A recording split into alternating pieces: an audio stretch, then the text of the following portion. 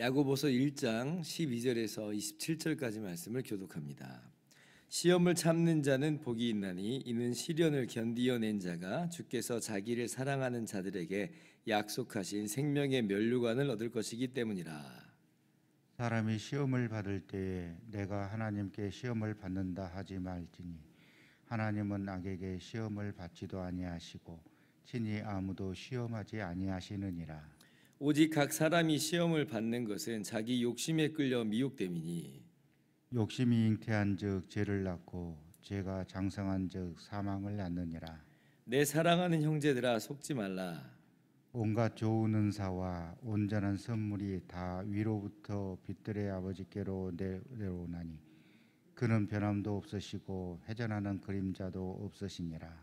그가 그 피조물 중에 우리로 한 천 열매가 되게 하시려고 자기의 뜻을 따라 진리의 말씀으로 우리를 낳으셨느니라. 내 사랑하는 형제들아 너희가 알지니 사람마다 듣기는 속히 하고 말하기는 더디하며 성내기도 더디하라. 사람이 성내는 것이 하나님의 의를 이루지 못함이라. 그러므로 모든 더러운 것과 넘치는 악을 내버리고 너희 영혼을 능히 구원할 바 마음에 심어진 말씀을 온유함으로 받으라. 너희는 말씀을 행하는 자가 되고 듣기만 하여 자기를 속이는 자가 되지 말라. 누구든지 말씀을 듣고 행하지 아니하면 그는 거울로 자기의 생긴 얼굴을 보는 사람과 같아서 제 자신을 보고 가서 그 모습이 어떠했는지를 곧 잊어버리거니와. 자유롭게 하는 온전한 율법을 들여다보고 있는 자는 듣고 잊어버리는 자가 아니요 실천하는 자니 이 사람은 그 행하는 일에 복을 받으리라. 누구든지 스스로 경건하다 생각하며 자기 혀를 제갈 물리지 아니하고 자기 마음을 속이면 이 사람의 경건은 헛것이라. 하나님 아버지 앞에서 정결하고 더러움이 없는 경건은 곧 고아와 과부를 그 환난 중에 돌보고 또 자기를 지켜 세속에 물들지 아니하는 그것이니라. 아멘. 할렐루야. 하나님의 크신 은혜와 평강이 오늘도 변함없이 여러분 가운데 가득 넘치기를 주님의 이름으로 축원합니다. 오늘 12절 말씀은 어제 주일 설교 내용을 한마디로 요약을 해놓은 것 같죠. 시험을 참는 자는 복이 있다 이렇게 말씀하고 있어요. 어저께 제가 말씀드리기를 시험은 인내를 가져오고 또 그리고 그 인내는 성장과 성숙을 가져온다 그랬어요. 근데 여기도 보니까 시험을 인내하는 자, 참는 자가 복이 있다. 왜냐하면 주님께서 약속하신 생명의 면류관을 얻을 것이기 때문이다. 같은 맥락인 겁니다. 어저께 큐티 세미나가 있었는데 그때 이제 강사님이 하신 말씀 모든 내용이 다 좋았는데 특별히 어떤 단어가 제 마음에 좀 들어왔냐면 어저께 이제 야고보서 1장 1절에서 11절까지의 본문을 다시 한번 좀 큐티 하면 실습하는 그런 시간을 갖자고 그랬잖아요. 그러면서 그 내용을 한 번 더 이제 그분이 당신이 느끼는 걸 이제 설명을 해줄 때 어떤 단어를 사용했냐면 선택이라고 하는 단어를 썼어요. 선택. 나는 기쁨을 선택하겠습니다라고 이제 그렇게 이야기한 거죠. 여러 가지 시험이 있을 때 저는 기뻐해야 된다, 기뻐합시다 이렇게 얘기한 것을 이제 그분은 기쁨을 나는 선택하겠다 이제 이렇게 이야기를 했어요. 이제 그 내용이 제가 더 마음에 확 와닿았던 게 뭐냐면 기쁨을 선택할 수도 있고 기쁨을 선택하지 않을 수도 있다는 것이 이제 그 안에 담겨 있잖아요. 저는 해야 됩니다 막 이렇게 이야기했는데 선택하겠습니다라고 하는 거는 안 할 수도 있는 그런 하나의 모습이 있다는 거예요. 그러나 나는 기쁨을 이제 선택하겠다. 올 한 해 우리가 그렇게 여러 가지 시험을 당할 때 기쁨을 선택하기로 결심을 하고 그렇게 계속해서 기쁨을 선택하면서 나갈 수 있기를 바랍니다. 자, 그런데 그 선택이라고 하는 단어는 다른 것을 선택하는 사람이 있을 수 있다 그랬어요. 다른 걸 선택하는데 뭘 선택하냐면 그 사람들은 기쁨을 선택하는 게 아니라 그래서 인내를 선택하는 게 아니라 욕심을 선택하는 사람들이 있습니다. 욕심을. 시험이 어렵습니다. 시험은 고단합니다. 시험은 정말 힘듭니다. 그래서 시험이에요. 그러니까 인내하는 것이 만만치 않아요. 그러니까 기쁨을 선택하고 그 인내하는 건 의지가 좀 필요한 형국이에요.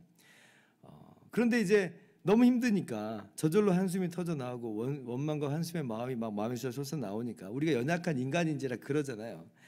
그러니까 그 사람은 그래도 기쁨을 선택해야 돼. 이렇게 해야 되는데 근데 그렇게 하지 않고 나는 더 이상 기쁨을 선택하지 않겠어. 나는 인내를 선택하지 않겠어. 나는 욕심을 선택하겠어. 라고 하면서 욕심을 따라가는 거예요. 시험이 있을 때 그런 마음이 들잖아요.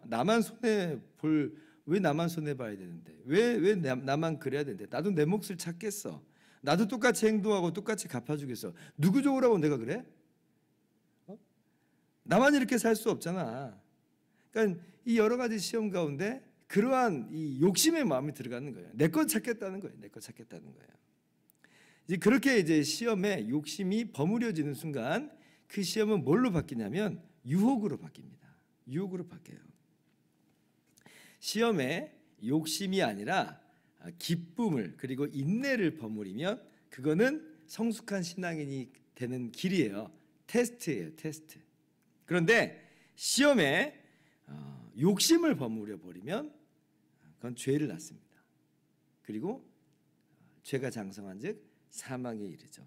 이것을 유혹이라고 하는 거예요. 유혹. 그러니까 똑같은 다가오는 여러 가지 시험 속에서 내가 지금 어떤 걸 선택하겠는가, 내가 어떤 모습으로 나아가겠는가 하는 것이 정말 중요합니다. 14절 말씀, 오직 각 사람이 시험을 받는 것은 자기 욕심에 끌려 미혹됨이니 하는 말씀이 바로 그런 의미예요. 15절 같이 읽습니다. 욕심이 잉태한즉 죄가 장성한즉 사망을 낳느니라. 그래서 우리는 다시 한번 오늘 말씀을 이제 마음 가운데 새기면서 정신을 좀 바짝 차려야 돼요. 여러 가지 시험이 다가올 때 내가 욕심을 버무릴 거냐, 아니면 나는 여전히 기쁨을 선택하고 인내의 길로 갈 것이냐. 이 길이 우리 앞에 지금 놓여 있어요. 참된 지혜의 길이 여기 놓여 있단 말이에요. 그래서 지혜를 구하자 그랬잖아요. 지혜를 구하자. 하나님께로부터 지혜를 구하면서 우리 연약함을 도와달라고 그 지혜를 구하는 그런 우리가 됐으면 좋겠습니다. 그래서 그런 지혜를 따라서 오늘 결심하는 건요. 그래, 내 욕심을 버려야 되겠다. 그러니까 우리 안에 있는 죄성이 찌꺼기처럼 남아있기 때문에 자꾸 죄로 기울여지려고 하는 한 본성이 있어요. 물론 우리가 하나님의 자녀로 새로운 본성이 주어졌기 때문에 하나님 말씀대로 살고자 하는 본성도 있지만, 그런데 남아있는 이 찌꺼기, 이 죄성 때문에 또 죄로 막 기울여지는 것들이 있거든요. 그 중에 하나가 욕심이에요. 욕심으로 기울여지는 그런 마음들이 있는데 내가 그 욕심을 다 내려놓겠다, 욕심을 버리겠다 하는 그런 각오와 결심이 필요합니다. 특별히 어떻게 이제 우리가 해야 되냐면, 작은 욕심, 사소한 욕심서부터 내가 욕심을 다 내려놓겠다라고 하는 그런 자세가 정말 중요해요. 난 큰 욕심을 부리진 않아. 근데 작은 욕심은 부릴 거야. 근데 이 모든 건요, 이 작은 것부터 시작하기 마련이에요. 그 중국의 은나라 주왕 때의 이야기인데, 어느 날 주왕이 상아 젓가락을 이제 구비를 하게 되었습니다. 상아 젓가락을 만들었어요. 근데 이제 그 상아 젓가락을 만든 걸 보고 숙부면서 신하인 기자라고 하는 사람이 걱정을 합니다. 근심을 하는 거예요. 왜냐하면 그 이유가 그렇습니다. 그 논리가 그래요. 상아 젓가락을 만들면 그러면 그릇이 옷그릇으로 바뀌어야 될 텐데, 그릇이 옷그릇으로 바뀌면 그러면 거기에는 채소나 이런 걸 올릴 수 없고 뭐 쇠고기나 코끼리고기나 표범고기 같은 거 올려야 될 텐데, 그러면 그렇게 이제 그릇이 있고 고급 음식이 나오면 그럼 옷이 바뀌어야죠. 옷이 바뀌고 집이 바뀌어야 되는 거예요. 대굴 같은 집으로 바뀌어야 되는 거예요. 그러니까 모든 것이 상아 젓가락을 만드는 순간 이 모든 것이 다 예견된 어떤 흐름이라는 거죠. 사람의 이 걸맞는 거라고 꼭 이제 하잖아요. 그러니까 욕심이 계속해서 이제 더 큰 욕심을 잉태하는 겁니다. 사람들은 고작 상아 젓가락 하나뿐인데라고 생각하겠지만 그러나 이제 현인의 모습, 이 생각은 달랐던 거예요. 근데 과연 이 은나라 이 주왕이 주지용림에 빠지죠. 주지용림에 빠져서 결국은 이제 망하게 되는 그런 일이 있었습니다. 여러분, 세상에서도 그렇게 가르치는데 그런데 오늘 성경이 더욱 그걸 이야기하는 거예요. 사소한 욕심이라도 우리 안에 들여놓지 않겠다 결심해야 되는 겁니다. 욕심이 잉태한즉 죄를 낳아요. 그 사소한 욕심이 더 큰 욕심을 낳고 계속해서 죄를 잉태해내는 거예요. 그러면 그 죄가 그렇게 장성해서 사망에 이르기 때문에 우리는 사소한 욕심부터 버려야 됩니다. 그럼 목사님, 우리는 여러 가지 시험 속에서 맨날 이렇게 어렵고 힘들게 살라는 건가요? 내 것 찾지 말고 그렇게 손해만 보고 살라는 건가요? 좀 답답해할 수 있지만, 그러나 우리에게 주어진 하나님의 나라가 마치 그냥 먼 미래에만 주어지는 그러한 것으로만 본다면 그렇게 좀 속상해할 수가 있어요. 물론 새하늘과 새 땅 완성된 하나님의 나라는 미래의 일이지만, 그러나 지금 우리가 하나님의 나라를 누리지 못하는 거냐? 그렇지는 않는다 이 말입니다. 이미 하나님의 나라는 우리 가운데 시작됐어요. 예수님께서 말씀하시잖아요.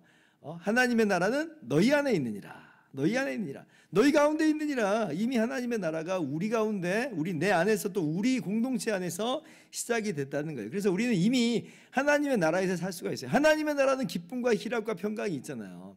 그러면 우리가 이 땅에서는 어마어마한 것들을 움켜쥐지 못한 것처럼 보여도 진정한 기쁨과 진정한 평화와 진정한 행복을 우리는 잡고 살아갈 수가 있다는 거예요. 그래서 굳이 욕심 부릴 필요는 없다는 겁니다. 제가 말씀드리고 싶은 건 굳이 욕심 부리지 않아도 행복하면서 하나님께서 주시는 은혜와 기쁨을 누리면서 살 수 있다라고 하는 거예요. 오늘 말씀에도 뭐라고 말해요? 17절에 온갖 좋은 은사와 온전한 선물이 다 위로부터 빛들의 아버지께로부터 내려오나니 하나님께서 주세요. 하나님께서 모든 사람에게 지금도 햇빛과 공기와 물, 정말 좋은 걸 주세요. 이거 없으면 한시도 살 수 없는데 모든 사람에게 주세요. 하물며 택하신 하나님의 백성들을 지금부터 좋은 걸 안 주시겠냐는 거예요. 그냥 시험 가운데 어렵고 힘들게 고단하게 마음에 정말 행복도 없이 살게 하겠냐는 거예요. 그렇지 않습니다. 시험이 와요. 힘들어요. 좀 고단할 수 있어요. 그러나 우리 안에는, 우리 속에서부터는 꺾이지 않는 기쁨과 그 어떤 것으로도 침범되지 않는 진정한 평화와 행복이 있습니다. 그래서 마냥 내가 손해보는 것만은 아니에요. 손해봐도 괜찮습니다. 왜냐하면 이미 우리는 하나님 나라가 우리 가운데 주어졌기 때문에 그래요. 하나님께서 각양 좋은 은사와 선물을 우리 가운데 날마다 공급해 주시기 때문에 그렇습니다. 로마서 8장 32절 자기 아들을 아끼지 아니하시고 우리 모든 사람을 위하여 내주시니 어찌 그 아들과 함께 모든 것을 우리에게 주시지 아니하겠느냐. 아멘. 믿으시기 바랍니다. 그래서 욕심을 버리자. 사소한 욕심부터도 내려놓자. 오늘 결심하면서 그러한 지혜로운 2023년 한 해를 살아가신 저와 여러분들 되기를 주님의 이름으로 축원합니다. 기도하겠습니다.